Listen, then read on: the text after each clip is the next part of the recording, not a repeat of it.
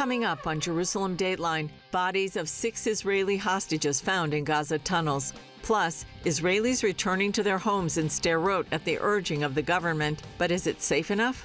And disposable lives, the Islamic jihadist mentality toward civilians.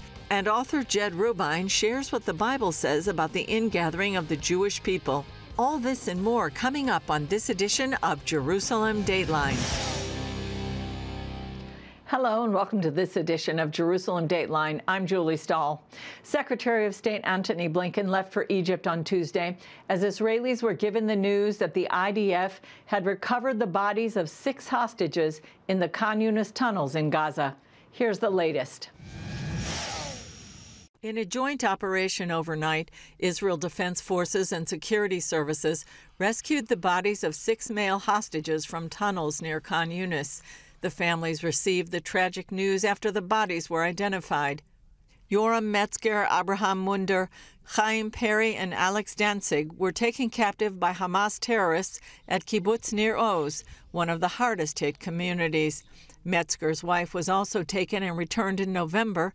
Munder's wife, daughter, and grandson were also kidnapped and released earlier. Yagev Bushtab was abducted from his home in Kibbutz Nirim, along with his wife, who was also released in November. He was last seen in a propaganda video released on March 23rd. Nadav Papawel, also from Kibbutz Nirim, was kidnapped along with his mother, who was released after 49 days in captivity. Kibbutz Nirim member Adele Raymer told CBN News that the news brings closure. It's sobering news.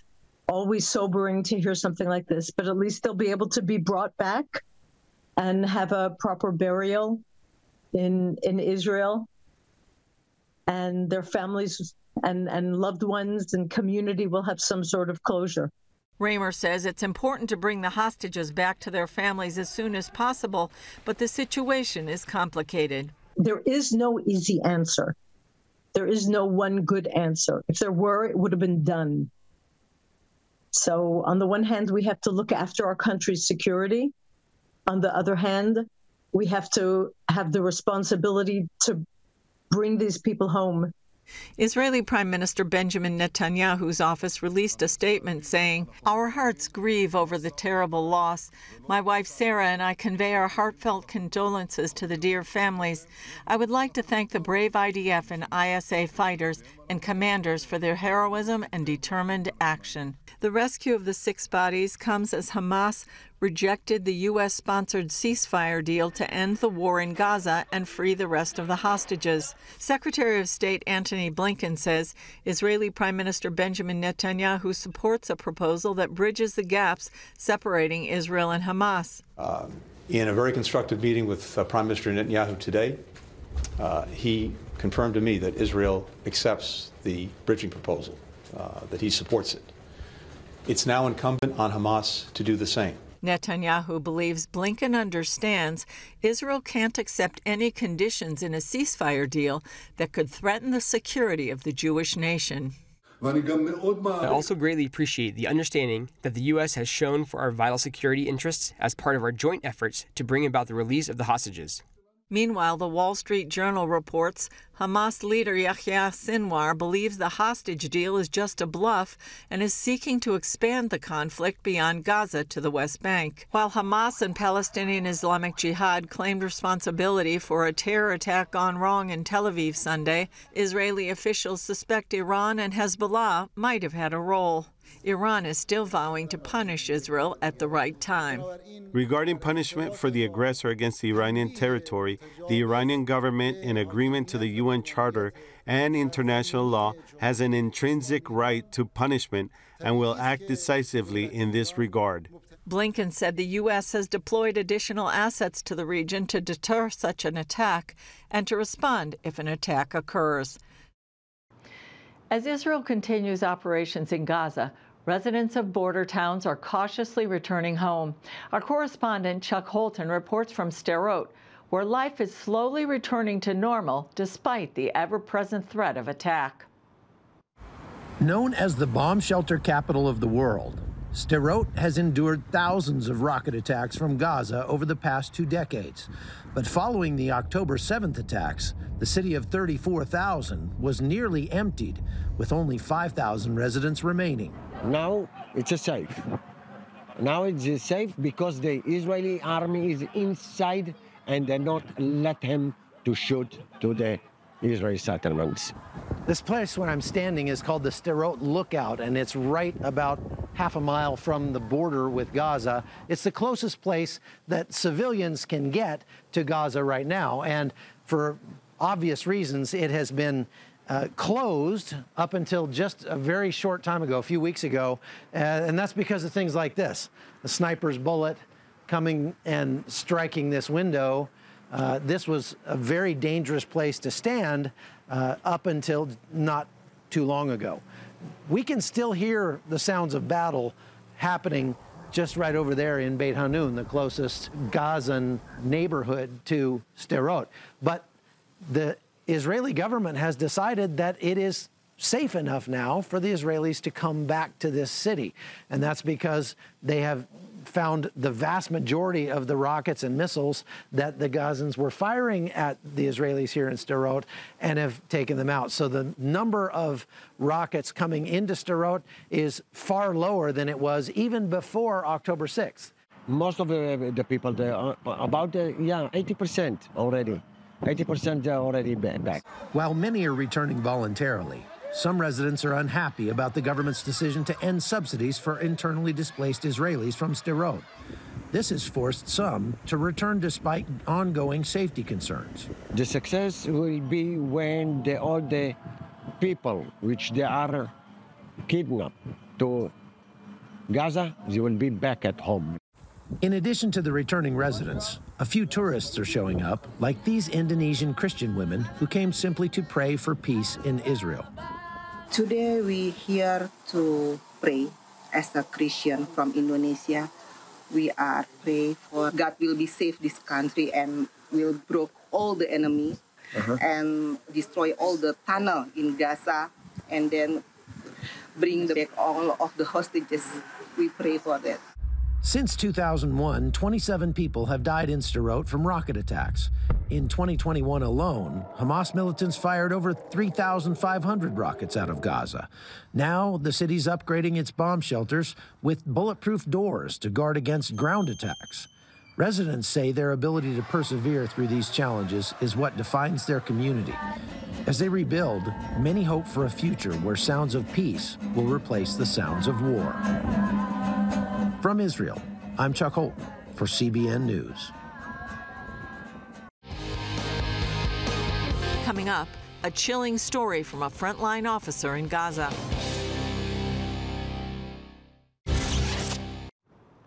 A point that gets lost in the mainstream coverage of the war in Gaza is Hamas's attitude towards Gazan civilians. Here's an interview with an IDF captain who served in Gaza, taken from Gary Lane's program Global Lane, that illustrates Hamas's attitude. We do as much as we can in order to defend our people and to defend the civilians themselves, and we take any conscience to protect them. And let me share one story that may be going to demonstrate everything we do. One of the time we got an intelligence that we were needed to concrete a school which was full with infrastructures of terrorists, but also was full with civilians. And we start calling all the civilians out. No one went out. And we tried to realize what they don't leaving the school. So we used the drone in order to scan the area. And that time we saw there was a Hamas guard, basically was a 5-year-old kid who tried to run away and escape the area, and the Hamas guard shot him in his head. I don't know, it was less than an hour later, he went up on the rooftop and he knew exactly where we were. And he was holding a baby just in front of us, and behind him was a man with a camera, just waited to record that shot and to spread that video across the wall. But we didn't take that shot because we raised on a different values, and we knew that we're not going to kill that little baby. And then a couple moments later, he went again on the rooftop. He was surrounded by a group of women, and one of the women got bent a little bit, and it was enough for our sniper. They took the shot, and we were able to rescue those civilians out of that school zone, and then, of course, to conquer the school, which we found lots of bombs, rifles, and everything inside the school. So were those women grateful, or what did they say to you after you freed them? Even though we saved them for them, they still hate us. It's like, I don't know, it's complicated. I don't know, they wasn't grateful, but I think they was grateful about the fact that now they're not under the Hamas guard threat. Following up on our last story is a conversation by two Israeli thought leaders about Hamas's tactical civilian sacrifice. It's a frightening concept, and these two, Eitan Shatayat and Eli Ezra, break it down with some basic questions no one seems to be asking. Question, Eli. What do you see in this photo right here? Well, it looks like a playground or a kindergarten, isn't it? Yeah, well, it is. Well, and it isn't. This kindergarten doubles as a bomb shelter. It goes deep underground and has reinforced steel doors. Yeah, there are thousands of these all over Israel. But not in Gaza. Did you know there are no bomb shelters in Gaza? Yeah, I did. I know. This is because of a strategy. It's called tactical civilian sacrifice. Tactical civilian sacrifice. One of the most despicable strategies ever devised in the long and tragic history of human warfare. Let's go back to the fact that there are no bomb shelters in Gaza. So how could that be? I mean, Hamas planned this war for decades. Every aspect was very carefully thought through. Their tunnel system is longer than the New York subway and the London Underground. Do you think they just forgot to make bomb shelters for their people? They could have opened their tunnels to them. There would have been plenty of room. Why does Hamas insist on leaving Gazans so vulnerable and exposed? Well, it's that question that's at the heart of the entire Gaza war, and most people cannot handle the truth. Hamas knew that their massacre would be answered by a strong Israeli retaliation. They knew that Israel would have to come for the 252 innocent hostages they took, and it would have to go after Hamas's weapons.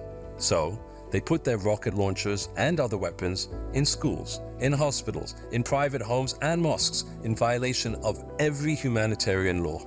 And the people of Gaza were given no place to go, no bomb shelters, no tunnels, nothing.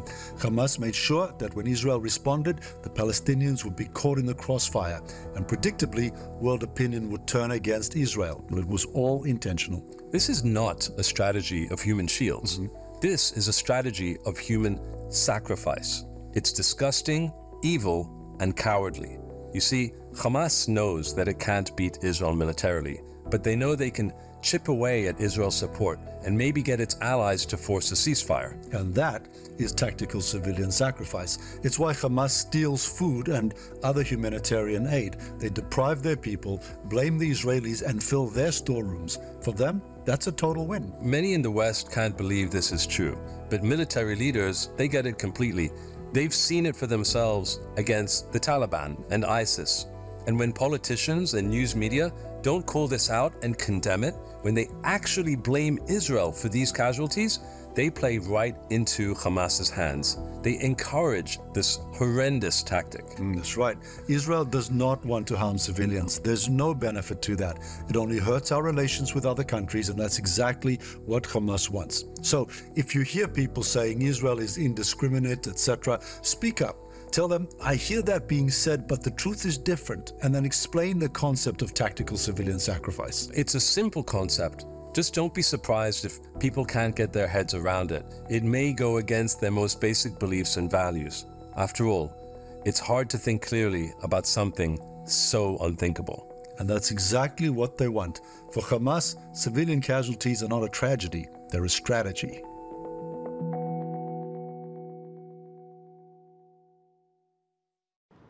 If you want to keep up with the latest from Eitan and Eli, go to Instagram and search for at @eitan_words, and at eli.ezra.official. Up next, spiritual forces arrayed for battle and the miracle of the Jewish people returning to Israel from around the world.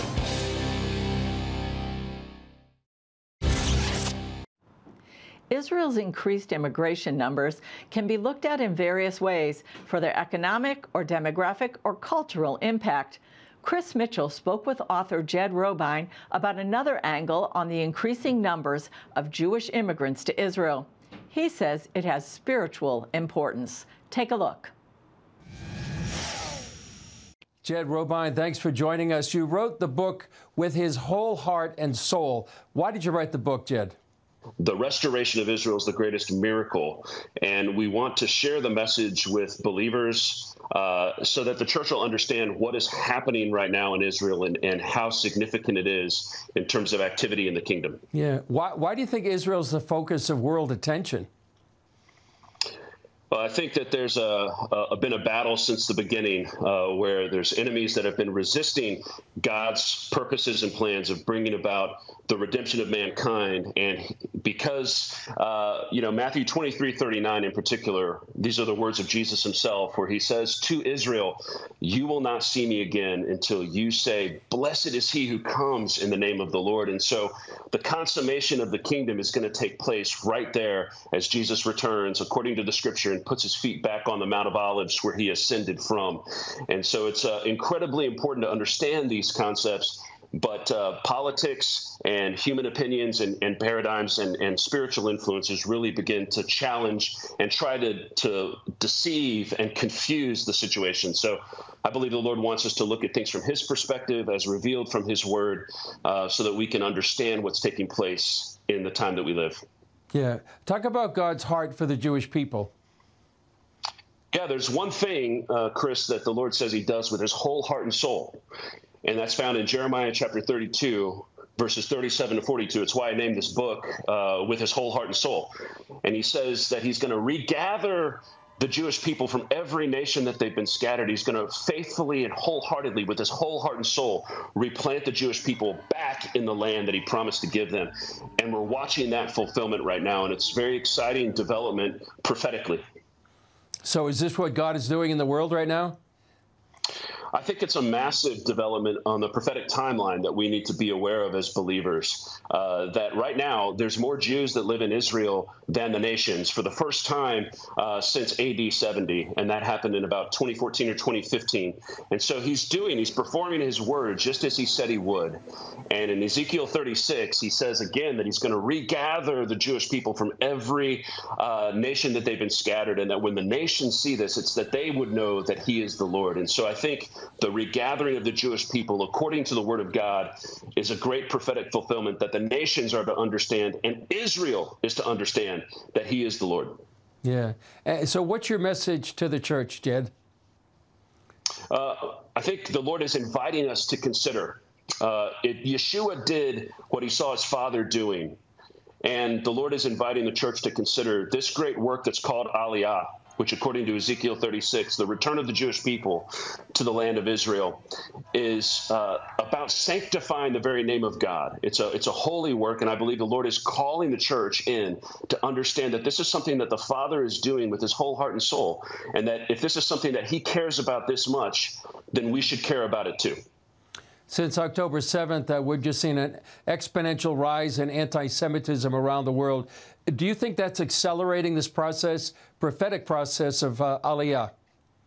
Absolutely, Chris. I think that the Lord is, unfortunately, anti-Semitism has a pressurizing effect. There was just an article released on the Jerusalem Post over the weekend about some French Jews that made Aliyah. They came back and they had said they had been planning to make Aliyah for many years, but it was the anti-Semitism that began to push them over that line to go ahead and make that decision. And we've been hearing from Jewish voices that they feel like a stranger in a strange land in America, in France, in different places in Europe. And so, unfortunately, the anti-Semitism is wrong and it's difficult. We obviously condemn it, and yet the Lord uses it to mobilize his people to come back to where he's called them to be and to live. Jed Robyn, author of With His Whole Heart and Soul. Thanks so much for joining us. Thank you very much, Chris, for having me. Appreciate it. God bless you. Still ahead, a vision for Israel's safety and prosperity. General Amir Avivi lays out the mission of the Israel Defense and Security Forum. Thank you for watching Jerusalem Dateline. We're committed to providing you with unbiased reporting from the Holy Land. Through weekly broadcasts, podcasts, and online media, our vision is to reach millions around the globe with the true story of what's happening in Israel and the Middle East, all from a biblical and prophetic perspective.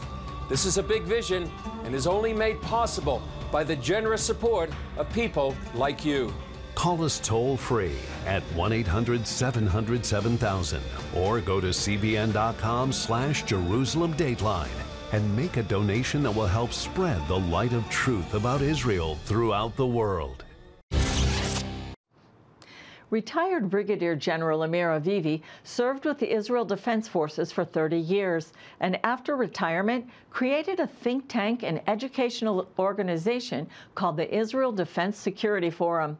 He spoke with our bureau chief, Chris Mitchell, about his vision for the IDSF and his personal motivation for founding it. What is IDSF and what are your goals? IDSF stands for Israel's Defense and Security Forum. It's a combination of a grassroots movement with more than 33,000 Israeli officers, commanders, and operators in reserve and retired. And it's also a think tank that deals with the biggest question of all in Israel. What is needed to secure Israel and the Jewish people for generations to come? And what we do, we educate about that. We educate the young generation in high schools and pre-army programs and universities. We educate the society through media and social media. And we also engage daily with decision makers in Israel and overseas, in Washington and European Union. We work very closely with the Prime Minister of Israel, with the Minister of Defense and other ministers to really bring a realistic assessment of what is needed to secure Israel, and we advise a lot about what's needed to be done in the world. How does the Bible and the story of the Jewish people motivate you? Well, you know, for me, what I dedicate my life to is the security and prosperity of the people of Israel. We're a 4,000-year-old nation. We spent 2,000 years in the diaspora. We managed to rebuild again our country, and this time it needs to be forever. And in order to really secure Israel forever, we need to be proactive. We cannot just sit and wait and see what happens. We're in a very tough neighborhood, and in order to really build the future, we need to be connected to our values, to Judaism, to Zionism, to who we are and why we are in this place. We are the people of Israel. We are in the land of Israel. We are going to secure our existence in our land. Yeah. How can Christians be praying for Israel right now? Well, I really appreciate Christian support, and I think that everybody should pray for a strong Israel, for Israel to be victorious, to win against all its enemies on all 7 fronts we are dealing with now, in Gaza, in Lebanon, in the Judea and Samaria, in Syria, in Yemen, in Iraq, and in Iran. We have many, many challenges, but we have God with us. And this is a weapon nobody can win against. Yeah. Anything you'd like to add, Amir? Yes, I'm very confident in our capabilities. I'm sure that we'll win this war decisively. And I can say that the bigger the win will be, the more decisive it will be, the greater the golden age of Israel and the Jewish people will be the day after. Mm-hmm. The day after we'll have peace agreements. The economy will bloom. We have massive Aliyah, people coming to Israel from all over the world. We'll have baby boom. So I'm very optimistic. We just need to do one thing, stay united and win. Yeah. Well, General Amir Avivi, thanks for joining us with the IDSF. La Paz Laha. Thank you very much. That's all for this edition of Jerusalem Dateline. Thanks for joining us. Remember, you can follow us on social media and access CBN content through our CBN apps. And be sure to sign up for our email blasts so you can keep up with CBN content and breaking news. And please continue to pray for the peace of Jerusalem, the safety of IDF soldiers and all those caught in harm's way, and for the return of all the hostages. And remember, the God who's watching over Israel and you and me neither slumbers nor sleeps. I'm Julie Stahl. We'll see you next time on Jerusalem Dateline.